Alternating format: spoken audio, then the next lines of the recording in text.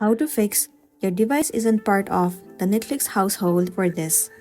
In order for you to fix this issue, the very first thing you want to do is to head over to your application Netflix. Once you're in the homepage of Netflix, try turning off the Wi-Fi for once. Once the Wi-Fi has been turned off, now turn back the Wi-Fi on. Once done, try logging into your account.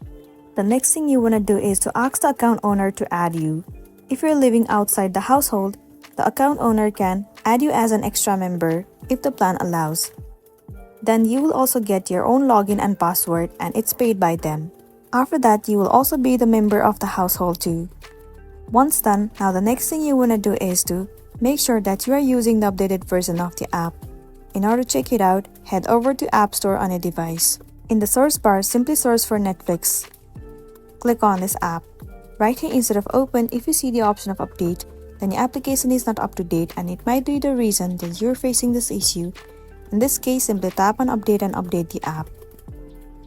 Once you've got the updated version of the app, head over to your application Netflix and try entering your login credentials.